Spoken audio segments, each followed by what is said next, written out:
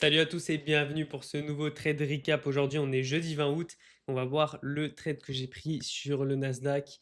Donc, c'est un SL à rien du tout. Vous allez voir, c'est un stop à plus. Aucun regret sur ce trade. Magnifique trade, rien à dire dans le plan, tout est bon. Donc, je vais vous montrer l'exécution, voilà, juste ici. Donc, j'ai perdu 400 dollars sur mes 5 financés toujours. Ça fait un peu chier, honnêtement. Là, la semaine, je suis en négatif de un trade. C'est pas grave, il y a toujours demain, je peux rattraper. En tout cas, on finira pas la semaine en positif, je pense, sauf si on a un trade à plus de 1 R demain, si j'ai un trade à 2 R par exemple. Donc pour l'instant, négatif sur la semaine, c'est pas grave, on est largement positif sur le mois. Je fais un de mes meilleurs mois, enfin, ouais, à peu près, ouais, un classique quoi. Un bon mois, on va dire. Un de mes meilleurs, mais un bon mois. Et donc, ok, on va passer maintenant à TradingView. Donc le trade que j'ai pris. Vous pouvez voir que le marché, là, il est 16h15, c'est pas la fin de la session, mais regardez-moi cette session New York comme elle est dégueulasse. C'est chiant une minute, hein. C'est-à-dire que littéralement, on a bougé de même pas 200 points depuis le début de la session. On fait que consolider. Le marché est dégueulasse. Vraiment, c'est atroce. Le seul trade qui était bon, c'était celui un peu après l'open, celui que j'ai pris. Et je vais vous montrer pourquoi il a SL et pourquoi j'aurais pas dû SL si j'avais bien respecté mon plan sur mon stop loss, mais bon, c'est pas grave, j'ai essayé de gratter un peu. Tant pis, c'est comme ça. Donc, on va repartir avant 9h30. C'est parti. Euh, toujours en daily. Ok, qu'est-ce qu'on a en daily? Ok. Donc là, on voit qu'on a un fort retracement baissier en daily. On commence peut-être à revenir rééquilibrer ce range. Ils sont mes outils. Pourquoi je vois pas mes outils? Hop, ok. On vient rééquilibrer ce range peut-être jusqu'au 50%, on va voir, avant de repartir plus haut, parce que pour moi on est haussier sur de la HTF. Donc pour l'instant on est baissier sur du daily, sur du 4 heures c'est pareil, on le voit encore mieux. Sur du 4 heures on est baissier, on avait pris cette liquidité là où il y aurait pu avoir un buy, mais on l'a pris avant la session. Et maintenant on voit que le prix il respecte les EVG baissiers, enfin les PDRA baissiers, les key level, et il disrespecte les EVG haussiers. Donc pour l'instant, billet baissier toujours, ça bouge pas. Là, avant la session, en fait, c'est un peu plus compliqué pour le drone liquidity, parce qu'en fait, on n'avait pas grand-chose, quoi. On aurait pu aller jusque-là, mais là, c'est beaucoup trop loin selon moi. Donc on n'avait pas grand-chose. J'aurais voulu qu'on crée de la low résistance, c'est ce qu'on a fait en ETF. Donc en une heure, qu'est-ce qu'on a? En une heure, j'arrive, je vois quoi? Bah, simple, mon key level pour la session, mes conditions, là c'était facile.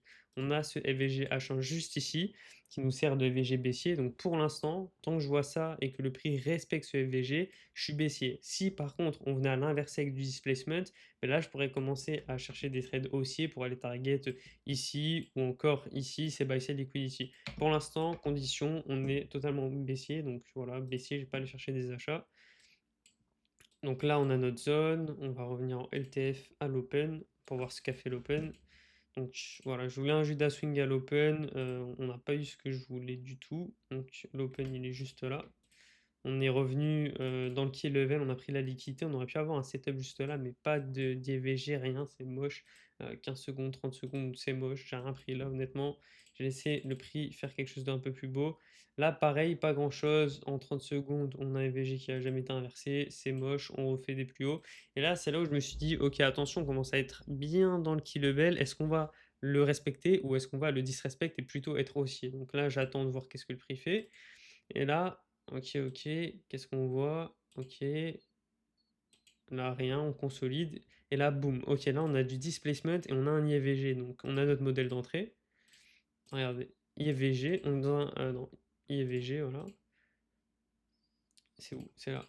Ok, donc on est dans un key level, je suis baissier HTF et là on a du displacement. Ce qui est un peu chiant, c'est que on a rejeté plusieurs fois ici, on a un peu de liquidité au-dessus. Bon, c'est pas très grave, de toute façon il y aura toujours des choses qui vous diront que. Enfin, il y aura toujours quelque chose qui invalidera théoriquement le setup.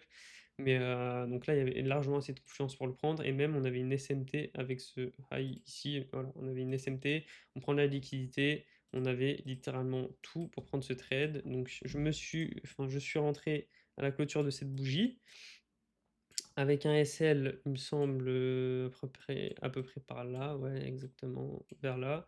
Et là, je visais cette liquidité juste ici, donc un peu plus de 1 RR. Et donc là, je suis in juste ici, voilà. Ok, je suis in juste ici, et là, je me dis, putain, je crois que je suis cook. Et là, effectivement, j'ai pris un SL, c'est quand? C'est là.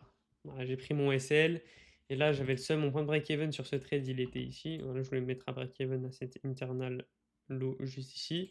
Et donc là, qu'est-ce que j'ai mal fait? Parce qu'on voit que le trade a foncé au TP juste après. Donc normalement, ça aurait été une journée positive à rien, à une petite décision. C'est juste de grappiller quelques ticks en fait, au lieu de mettre mon SL au-dessus de la mèche où j'aurais eu un TP magnifique, un pour un R largement atteint.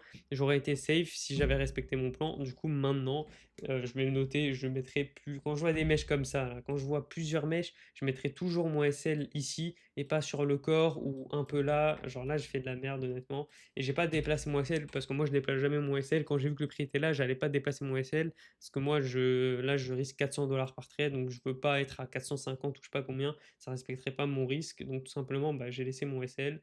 Je me suis pris un sacré SL et le prix s'est retourné et voilà, j'ai bien le seum. Et bon, c'est pas grave, c'est comme ça. Le trading, c'est rageant et ça, forcément, ça donne envie d'en reprendre un après. Mais moi, je me limite à un SL par jour. Après, je cut les graphes, sinon je sais que j'ai trop d'émotions. J'ai plus envie de trader. Enfin, je sais que je vais faire de la merde. Donc là, quand c'est comme ça, je suis tellement saoulé quand c'est un trade comme ça qui arrive. Je préfère, je coupe tout et tant pis, next day, on s'en fout. C'est comme ça, c'est des statistiques. J'ai mal placé mon SL, ça m'apprendra. Prochaine fois, je le placerai mieux. Et on voit que pour l'instant, bah, la session, elle est absolument merdique. Donc s'il vous plaît, ne tradez pas le reste de la session. De toute façon, la vidéo elle sortira sûrement après. Mais regardez-moi ça, c'est dégueulasse. Donc voilà, préservez votre capital, c'est important. Sur ce, bon, bah, on se dit à un prochain trade récap, peut-être demain, on verra. J'espère finir la semaine au moins à zéro, voire en positif, ça serait parfait. Et ressortir le payout la semaine prochaine, un autre. Donc voilà, merci d'avoir regardé et on se dit à bientôt.